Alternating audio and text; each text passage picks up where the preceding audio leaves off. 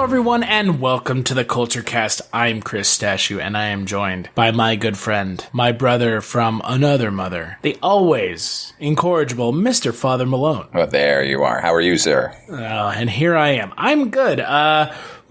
Boy, what an experience. I'm glad that you are the one I am talking about this movie with, because I feel it is something. Yeah, it's something. So on this episode of the Kulturecast, we're going to be talking about the final film of Stanley Kubrick Month, Barry Lyndon.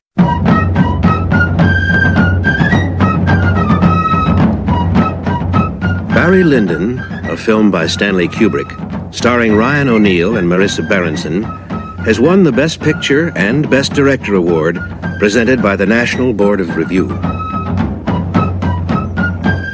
Richard Schickel, in a Time magazine 7-page cover story, called the film ravishing, overwhelming, an uncompromised artistic vision, and said, "Director Stanley Kubrick asserts a claim to greatness that time alone can, and probably will, confirm." CBS TV critic Pat Collins called it a masterpiece, monumental, a perfect film of epic size. Playboy magazine's Bruce Williamson, a film classic.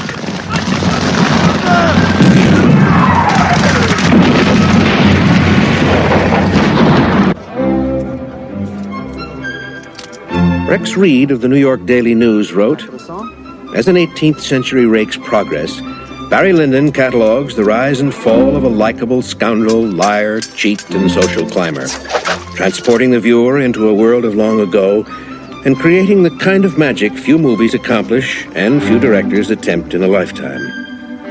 It is a magnificent entertainment, sumptuous, lush, gorgeous, and haunting, a classic of inestimable value."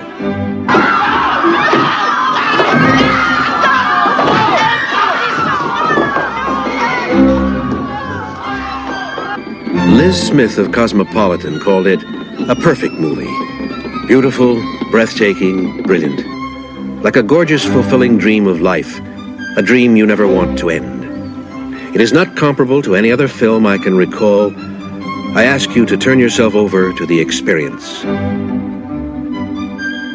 Barry Lyndon, a film by Stanley Kubrick based on the novel by William Makepeace Thackeray, starring Ryan O'Neal and Marissa Berenson. So the film is directed by, obviously, Stanley Kubrick. It is written for the screen by Stanley Kubrick. It is based off of the novel by William Makepeace Thackeray. That novel is called The Luck of Barry Lyndon. Stars Ryan O'Neal as the titular Barry Lyndon, Marissa Benson, Patrick McGee, and Hardy Kruger, just to name a few folks. It clocks in at over 3 hours long. It was nominated... With an intermission. Yeah, with an intermission. It was... It was nominated for 7 Oscars, and it won 4 of them. Best Production Design, Best Costume Design, Best Cinematography, and Best Original Score. Kubrick was nominated for 3. He did not win any of them himself. Kubrick did not win any Oscars, I believe, in his entire career as a filmographer. Or, excuse me. No, that's not true. That's not true. He has one for special effects for 2001. Okay, great. So he effectively didn't win any. Right. Right. Nothing creative on his end, no. Mike, what did you think? Revisiting Barry Lyndon, and I'm assuming this was not the first time you had seen it. No, I probably saw it when I was around 17, when I was in the throes of Kubrick love, where Clockwork Orange and The Shining, and even at the time it was Full Metal Jacket. I think that was the most recent film that one I had actually been able to see in the theater. So I was visiting all of his work. And this one, look, man, I was 17. This was not for me. I thought this movie was terrifically boring, and I barely made it through. Revisiting it now, I have a greater appreciation for it. It is, as you said, an experience. It's, it is endlessly long. But overall, I think worth it. I'm not sure. But I do think that, look, the movie's split into 2 parts and with an intermission in between. Part 1, I really liked a lot, like much more so than I thought I was going to. Part 2 is kind of a slog and a downward spiral of a slog as well. I don't know. What were your thoughts this time around, or was this your first? First time around. Ah. So the thing about Barry Lyndon is I had always heard, and if you've seen Room 237, they mention it in there, that it is and I made jokes about it without even seeing it, that it is a just boring as boring can get film. And I would say it does live up to that in some respects. It's more of a masterpiece for what it is or how it was made than what it presents on screen. Like the subject matter of the film is just, I mean, come on, it's generic. It's not anything particularly special, right? I mean, we can both agree on that. It's not anything groundbreaking like, say, 2001 or Eyes Wide Shut. No. It doesn't challenge any preconceived notions about anything with what it means to be human or humanity or things that Kubrick normally touches on with his films. Yeah, it feels a bit like an 18th century Great Gatsby without any of the razzle-dazzle fun to be had with that particular novel or films. Yeah. I mean, it's just a social climber character. And who gets his comeuppance in the end. Yeah, man. Boy, doesn't he. And look, I'm going to level with you. There's nothing wrong with that. There's really not. However, 187 minutes and a less than... I know it was intentional, but a less than enthusiastic performance from Ryan O'Neal doesn't help. Ryan O'Neal seems like he's just fucking sleepwalking through this movie. He does, but that actually seems perfect for the character, so I'm not going to necessarily fault that, and I do get it, but I also agree with what you're saying, which is the character is so not dynamic, the total opposite of it, that it's kind of hard to root for him in one way or the other. Like, you know, the good things happen to him, and I'm happy because I'm a human being and I want others to succeed, but when things start going bad for him, I didn't feel particularly connected to him either. So it wasn't like I felt that the latter portion of the film was depressing in any way. It was just kind of like, okay, and then this happened. All right, sure. And then that happened. It didn't make me feel like I was bored. It didn't make me feel excited. It was just sort of a neutral feeling throughout the entire last half of the film. I mean, I guess I was rooting from early on. And I do agree that for a 3-hour movie that is effectively a character piece, we don't really get to know any of his inner thoughts at all. No, we don't. And again, my huge takeaway from the film is that Barry Lyndon's character is very much a cipher. Like, you never understand what he is doing. There is an unreliable narrator who is not in the story. He does not factor into the story in any form or fashion. He's not actually in the story. He's just narrating the story, which I find... an omniscient fellow. Yeah, I find it interesting. I find that to be a very interesting kind of way of presenting the story. I guess one could interpret the narrator as possibly Barry Lyndon's father. Maybe, yeah. I mean, it does begin with his death. Yeah, that's kind of the way I perceived it. Was like, oh, okay, this is supposed to be Barry Lyndon's like dead father, which I mean, kind of makes sense. And the way that they have the epilogue play out, where it's like, and now they are all equal. It kind of would, in my mind, skew towards the idea that maybe this is his father who's narrating the story up in heaven or down in hell or what have you, which would allow him to be an omniscient narrator. But there is so little to Barry Lyndon as a character. It's almost, I don't understand why it's presented in that way for 3 hours. It's so... Yeah, that's so a puzzler. Bland. Other than the fact that, I think Kubrick... the thing about Thackeray as a writer, and he seems to me, like Ray Bradbury is the same in my mind, in that when you're reading it, it's a beautiful read, and I think an instinct of a filmmaker is like, I want to make this into a film, but... what they failed to take into account is that it's not necessarily that the plot is so good or the characters are so rich. It's that the language being used is so gorgeous. And I think he was kind of, leaning into that there by adding the narrator character so he could get some of Thackeray's actual words like being spoken other than just dialogue. I would chalk it up to that. Well, and if you think about someone like Dickens as well, you have someone who has a lot of, or even using a more contemporary example, George R.R. Martin. He uses a lot of very kind of vibrant descriptions of things and places and people. And right. It is hard to, let alone translating it into a series like Game of Thrones did, translating it into a film. And I mean, there are some writers out there whose works are so kind of indecipherable to be translated into another medium to begin with, like, say, Infinite Jest, which, I mean, you know what I'm talking about. The language and the wording and the dialogue that's used is so it is what it is, David Foster Wallace, and you can't remove yourself from that. So it's best not to even try. Exactly. I mean, look, there are unfilmable novels that have been turned into good films, but it's a rare occasion where somebody sort of can connect to the material in the first place and then translate it into this other medium. I don't think Kubrick is as successful as he wanted to be, because I thought, look, ultimately that novel is a comedy, and it's sort of just poking fun at the previous century's manners and mores, but Kubrick is not exactly known for his comedy. Yet I did think, like I said, the first half of the movie I thought was very funny. So like, I think he got a lot of humor to it. Yeah, absolutely. And I think he gets the spirit of it in that way. And he definitely, I mean, look, there's really no difference between novel and film in this case. Other than the ending. Yeah, exactly. But the ending still has that same idea of, well, he got his comeuppance. In the film, it's not as mean in the film. Right. Yeah, it isn't. The thing he ends up suffering is, he's just back to square one. There's no real, it isn't that far a fall. I mean, look, his child dies. It's pretty horrific.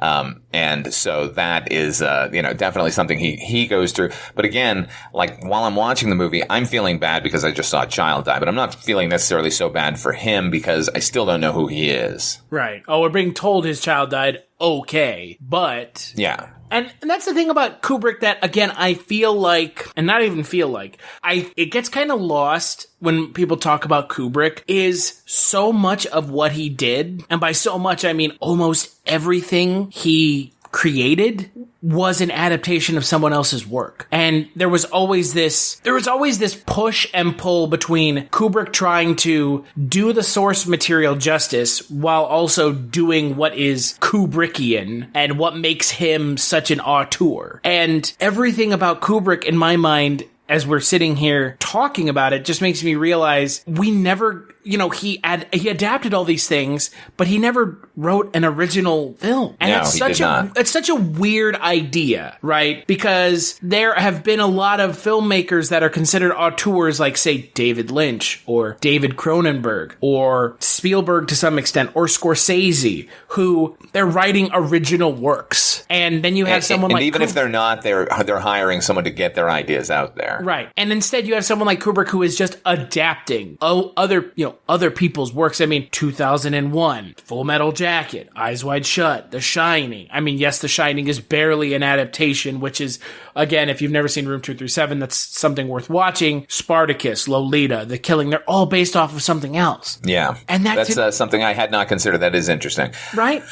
It's weird. And even Kubrick's first film, Fear and Desire, he didn't write it. It was written by Howard Sackler. So again, I'm not deriding Kubrick at all. I'm just saying that when I look at Kubrick, the thing that always surprises me when I really think about it is he is kind of put on this pedestal as an auteur, and he is an auteur. But at the same time, I think he was, I don't want to say this out loud because I know I'm going to take flack for it, but a lot of it was style over substance. It's very James Cameron-esque. Look, I don't think you're going to catch that much flack for it. I think there's an entire contingent of the cinema-going population that feels that Kubrick tended to be more beautiful pictures and less compelling plot lines. Barry Lyndon is very similar to a film that came out a couple years ago that people were shitting their pants over, The Revenant. Oh my God, Inarritu used natural light. Barry Lyndon did it first. Kubrick did it first. Kubrick went and found how to do it. I mean, it's one thing to have everything already laid out for you and then you take those tools and run with them. But like, there were no tools. There was no one shooting by candlelight when this movie was made. Like, okay, let's talk about that on a technical level here. Kubrick uses it so much in this film that I would say any scene in this film with the candlelight, you look at it and you're in awe. Yeah. I don't think candles have ever looked more beautiful, honestly. No. And And you know, and that is all him. So, like, on a technical level, this movie is a goddamn masterpiece. If you're just looking from, like, the cinematography aspect of it, you know, I do understand that there were maybe a couple of shots where they would have lights outside coming in through a window to replicate sunlight. But, you know, everything outdoors and 99% of the stuff in was all natural light. And that is an incredible achievement. It is ultimately a beautiful movie to look at. And clearly, you know, look, from what I've read about it, you know, Kubrick's big white whale, the movie he never got to make was Napoleon. And I believe then that was actually an original screenplay, by the way. I'm sure he had read the history, but it is, you know, it's an adaptation of, you know, history, sure. But he had written an original script for Napoleon. That was the one he kept trying to make over and over and over again. So after, what was the film before? It was Clockwork Orange. After Clockwork Orange, that was going to be the next thing, and then that somehow fell apart again. But he had done all the research on how to shoot it, and then he ended up shooting this film. So, the movie is effectively just, you know, 18th century paintings come to life over and over again. I mean, I couldn't tell you the artist. It's a bunch of wide-angle shots. I mean, it's a bunch of wide-angle shots. And that really evokes, like you said, this painting quality. And yeah, it's definitely a pastoral, No, it's beautiful. And like almost every shot, if two characters are talking, it either begins close on them and widens out to show you their entire environment, or the reverse. We start out and then come back in. However, the problem is so much of everything else is sacrificed to show something beautiful. Plot and narrative structure and interesting dialogue and character motivations are all thrown to the side to show, oh, you know, we're very much just replicating, you know, Hogarth's country dance, or, you know, pick a 18th century pastoral painting and here we go. I mean, and that's fine, but at the same time, no narrative structure in a film that's 3 hours long is a little bit much. Yeah, there's way too, I mean, you know, it's funny because it didn't feel while I'm watching it necessarily like, what the hell was that scene even in here for? Like, I never got that feeling. However, looking back on it, you know, look, man, I just watched it like 2 hours ago. And, you know, in my mind, I'm thinking like, God, that could have been pared to the bone, but I guess that wasn't the point. The point was to take you through his entire life. However, you know, this film actually reminds me of a book by Albert Camus, The Plague. I don't know if you've ever read this, right? So, Camus was fighting against the notion that evil is somehow sort of sexy or energetic. He posited that evil was actually slow and deliberate and boring. So he wrote this like 500-page novel that was slow and deliberate and boring to prove that to you. And by the end, I was so angry at it. It's like, I got your point, man. Like, there's, again, very little plot to that one as well. So, look, I didn't feel as angry watching this 3-hour movie this way, but at the same time, like, when I go back and read some of the reviews that are just claiming it's up and down a masterpiece, I'm wondering what's wrong with them. Well, and that's the thing, right? So, similarly to a film we talked about on the last Kulturecast that I talked about with Jess Byard, Eyes Wide Shut was really poorly received when it came out. So much so that people were saying it was Kubrick's worst film. This film came out and people were like, it's okay to good, but it's a beautiful film, but again, it's not doing anything. It's just sitting there and kind of existing. And, you know, now I guess it's being received otherwise. I mean, you know, one of Charles Champlin of LA Times said that it was an objet d'art, which is like an object of art, like exists just to be art. It is an object whose existence is solely to be artistic in quality. And that's almost what this strikes me as, because there's no other reason for this film to exist, because it doesn't do anything else. That's true. I didn't feel engaged. You know, that's a constant criticism about Stanley Kubrick. I think the Coen brothers get the same criticism, is that they're kind of cold technicians, that they don't really have any emotional investment in their characters. They're just there to sort of point at and laugh at, or, you know, enjoy their travails without feeling anything that they're feeling. And, you know, that's somewhat true for Kubrick, I think. I think it's more true for the Coen brothers, but not recently. I think they've actually kind of warmed up. But with Kubrick, I think with this film in particular, I completely, wholeheartedly agree. Even 2001, you have effectively the same characters. They're, it's just a cipher. They're not really. I couldn't tell you anything about Dave Bowman other than he tangled with a murderous artificial intelligence in space.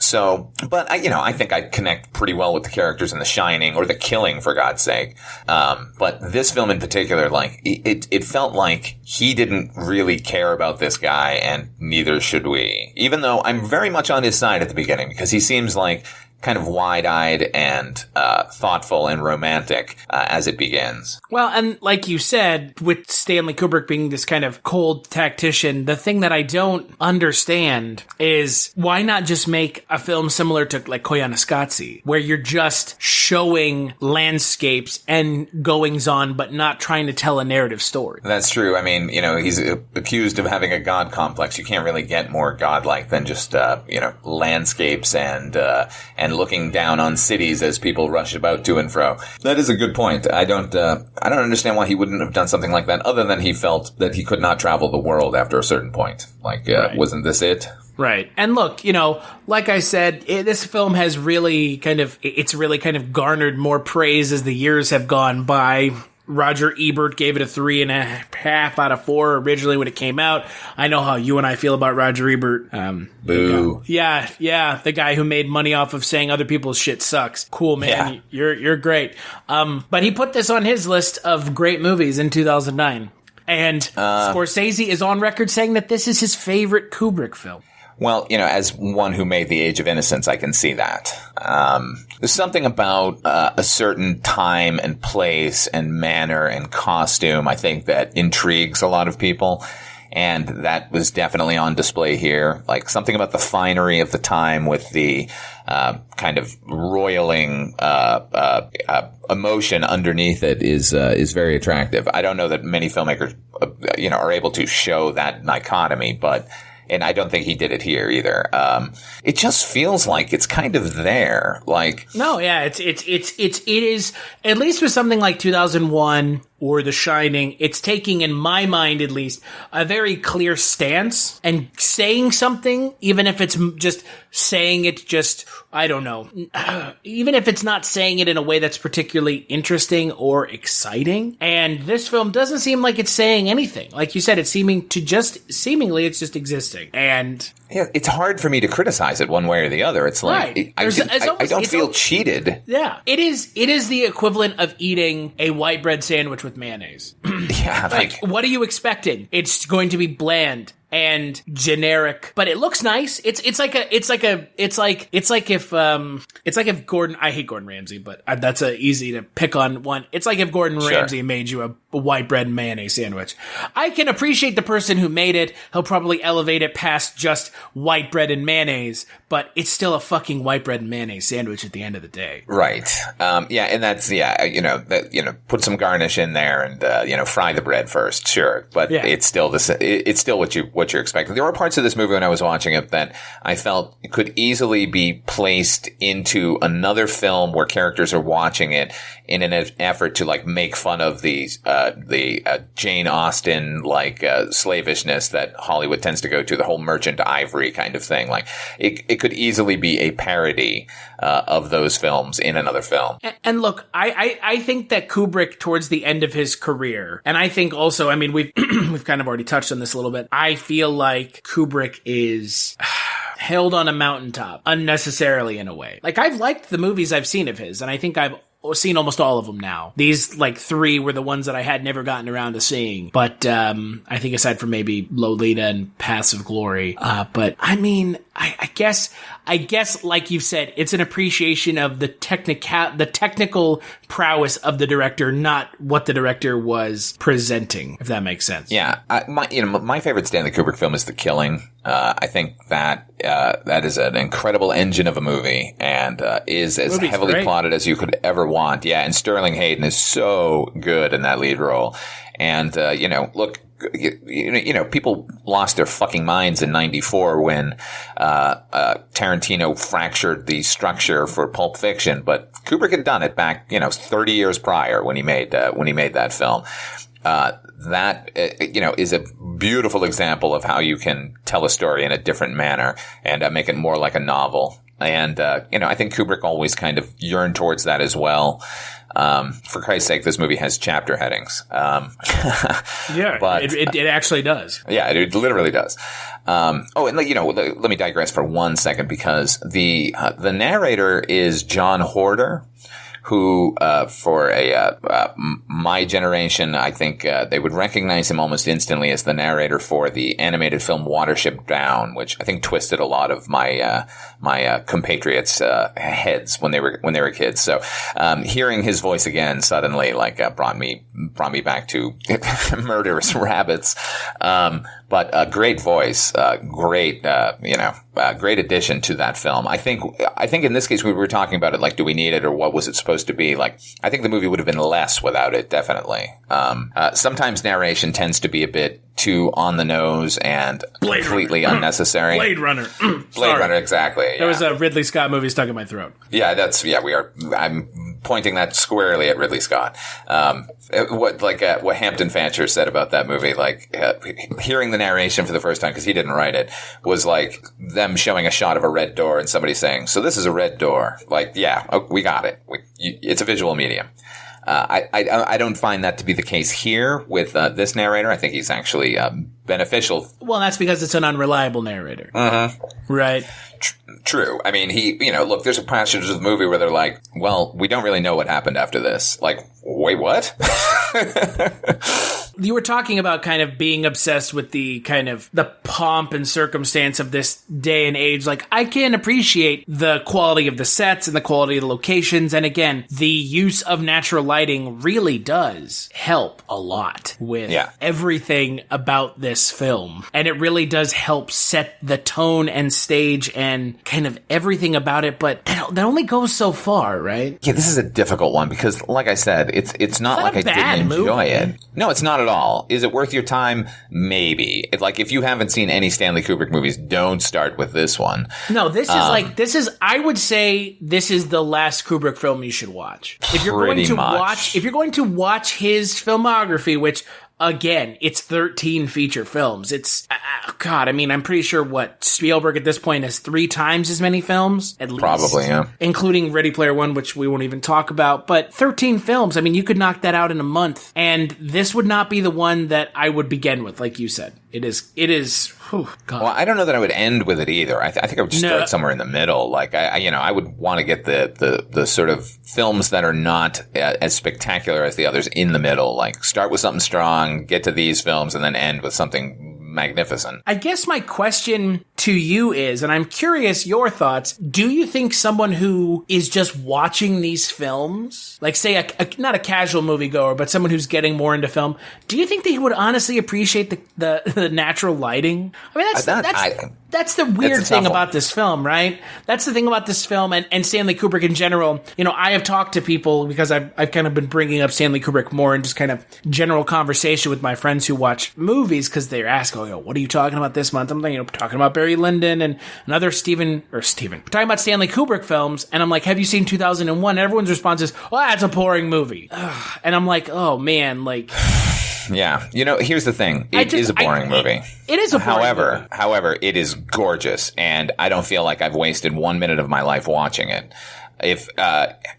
Does it have the same cachet now? Probably not. If it was 1969 and I had a head full of acid and I had never seen anything like that before, I probably would have fucking twisted my whole universe. I don't know that it holds up necessarily. It's still gorgeous. It's still an interesting trip, the ultimate trip. Yeah, no, I can't really speak to the generations below me, whether they can actually appreciate the fact that this thing wasn't possible beforehand. Ultimately, should that matter? I don't think it should. It is good that it's the first, and when people go crazy about more recent things that have already been done in the past, it's good to be able to point to that and say, no, that's not an innovation at all. But Mr. Tarantino. It's like watching a movie that's based on a book and then somebody saying, the movie was good, but the plot hole you're talking about, it's actually solved in the novel. And I'm like, well, I don't give a shit because I didn't read the novel. Like, they should have solved that plot hole for me in the film that I watched. How dare you use logic? Yeah, I know, right?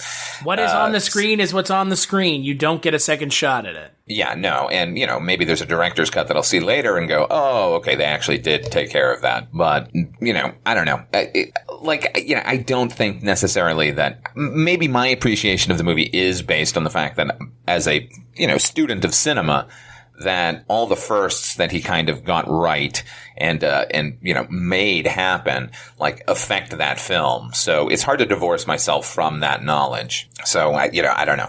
There's my answer.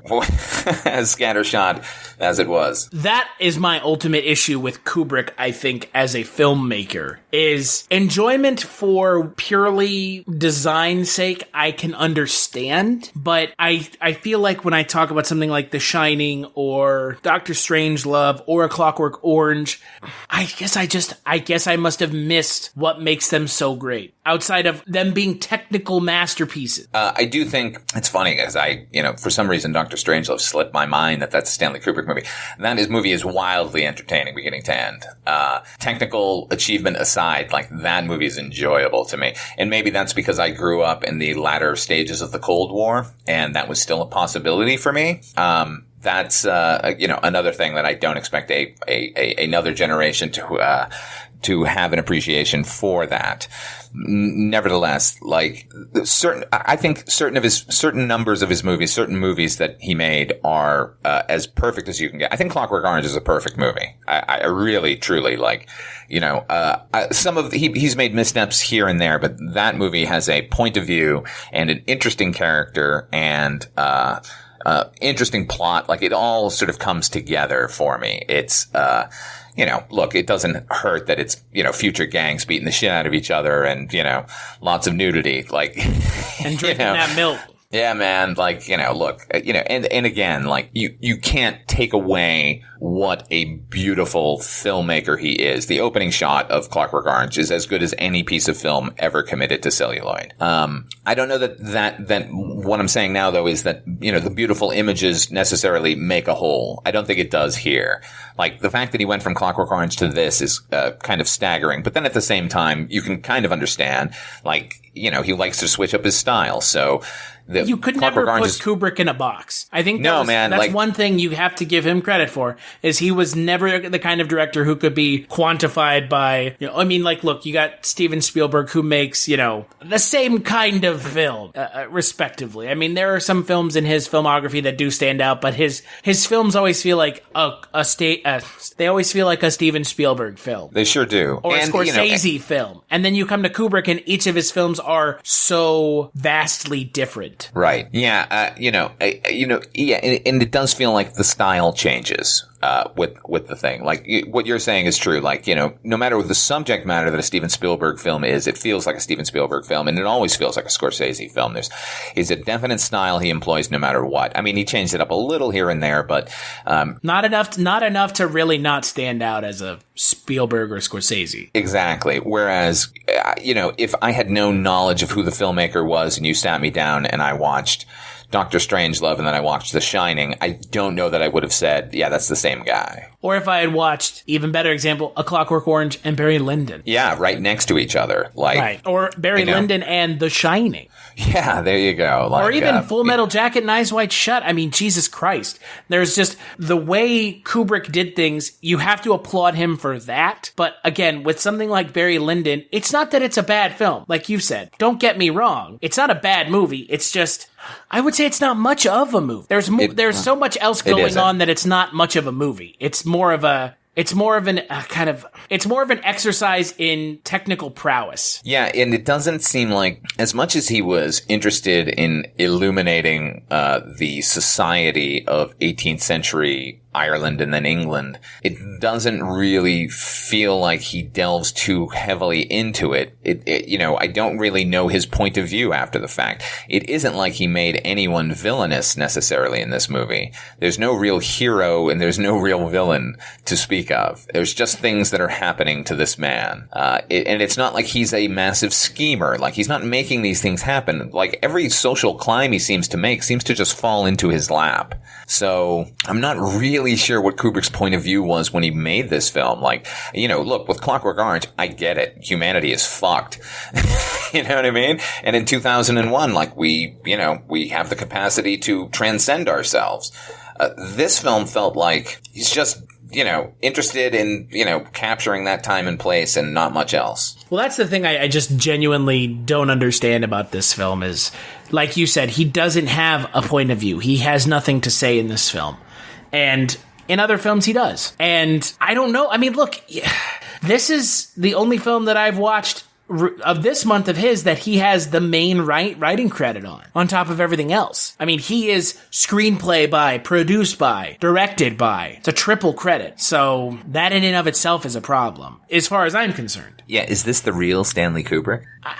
It kind of feels like it might be. And like you said, like, if this is the film you wanted to make, sure. And that's the thing about Kubrick. This is the film he clearly wanted to make. You can't fault him for that, but it's not much of a film. The other thing I read about it is the fact that, William Makepeace Thackeray's most famous novel is Vanity Fair.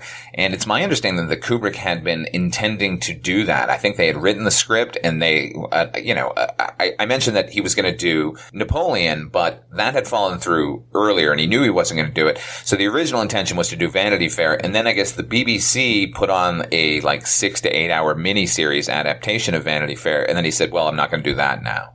And then he jumped into this. So, that's weird. And that's another aspect of Kubrick that, as much as he's planned on doing something, if something comes out first, he tends not to. Like, I don't think he knew about Platoon when he was making Full Metal Jacket, but Platoon got to the theaters first. But I knew he was going to do a Holocaust drama. And as soon as Schindler's List came out, he nixed that as well. So, this is the movie he wanted to make, but is it? I don't know. It seems like he wanted to make Vanity Fair, and before that, he wanted to make Napoleon. So he seems too measured an individual to think that he would jump into anything lightly. So clearly, he responded to something in this. I'm just wondering what it was because I don't think he put it up on the screen, or maybe he did, and I'm just too dumb to notice. I don't know. Yeah, I would like to believe that this is the film Kubrick wanted to make. I really do. And that's not a bad thing. Like, I genuinely believe that this is the film he wanted to make. But at the end of the day, it's a weird film. If this is the film maybe Stanley Kubrick thought this movie was hilarious, that could be his humor. Who knows?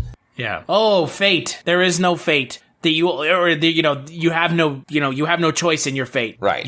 Things are going to happen one way or another. Like, okay. Yeah. I mean, funny. Haha. I get it, but, at the same time, 3 hours worth? Come on. Yeah, a smidgen more of something on top of that would be nice. I did like the highwayman scene where,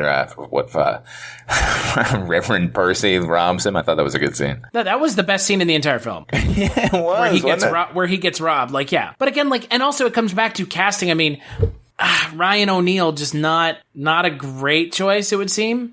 Yeah, but at the same time, I actually knew someone who had dealings with Stanley Kubrick. I had a friend who worked at Warner Brothers, an older gentleman who worked at Warner Brothers. So he had actually spoken to Kubrick a lot during the 70s and 80s.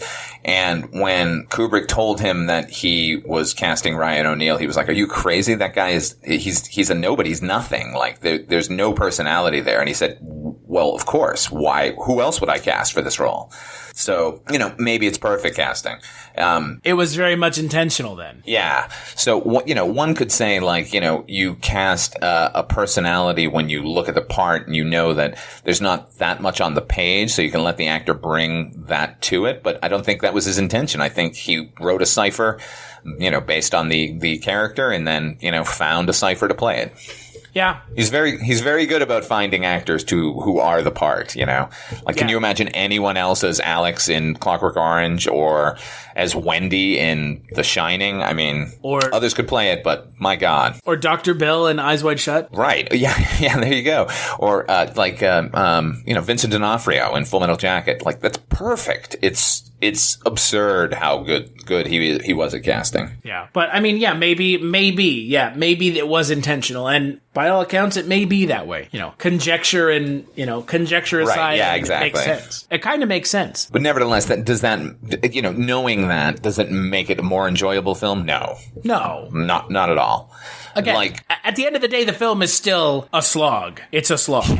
well, I don't know. Again, you say slog, but like, it's not a negative. Like, it's just a slog. Like, it's just it's an investment of your time, no question about it. And like, I never felt like, when is this going to end while I was watching it? I was, in fact, at the end of it, thought, wait, that's the ending? So, in that regard, he did a great job, because I've seen movies that are 90 minutes that I can't wait for them to end 10 minutes into it. Right. So the fact that he was able to keep attention for 3 straight hours and like kind of fool you that there was nothing really going on, like, that's an achievement in and of itself. Well, and that's the thing, right? I mean, look, most people are up for 14 hours a day. And if you're sitting and watching this 3 hours of a 14-hour day, I mean, there you go. There's almost a little under a quarter of your day gone sitting and watching this. And does it have anything interesting to say at the end of the day? No. Could you have watched a Stanley Kubrick film that had something interesting to say at the end of the day? Yeah. And so I think that's the way I look at this film. It's nice for what it is, but if I'm going to watch a Stanley Kubrick film that has some length to it, this is not going to be my first choice. No, not at all. But at the same time, Kubrick at his worst is better than 98% of directors at their best. So, agreed. Completely agreed. Like, if you're going to watch a failure of a film, like, let this be the failure. It is a spectacular failure, but it is unfortunately a failure nonetheless. Yeah.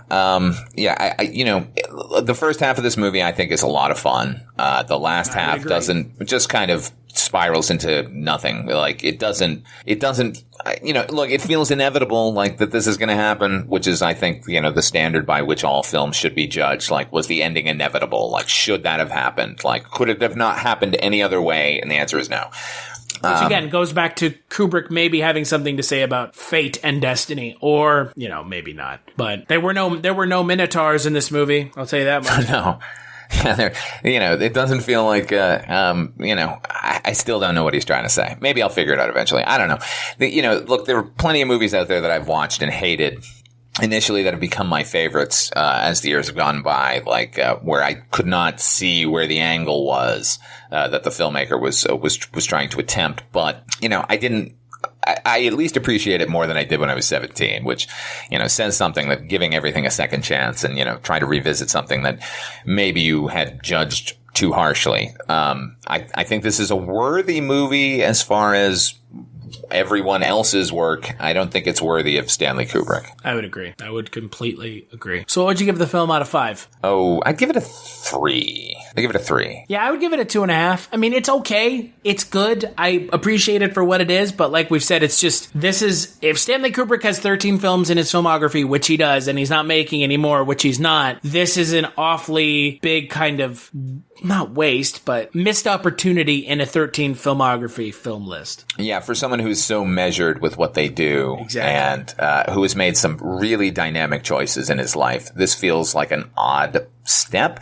I'll put it like way down on the list of best films. I don't know if it's 13, but it's probably maybe 12 or 13.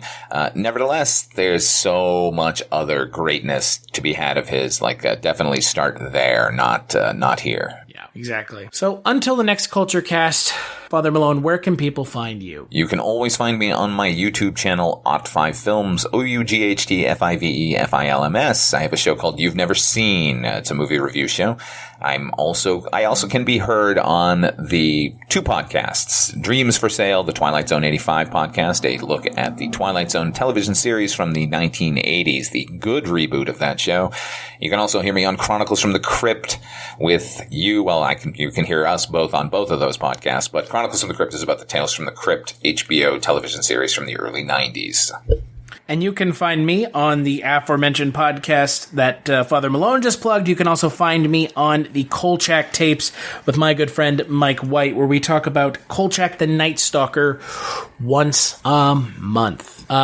Big thanks, as always, to you, Father Malone, for joining me. My pleasure. If you want to find more Kulturecast, head on over to kulturecast.com for our RSS feed. We are on the Google Play or Google's Play Store and on iTunes and all podcatchers out there. Just Google or search Kulturecast. Big thanks to Eric Niss for the intro-outro music, and we'll catch you on the next Kulturecast.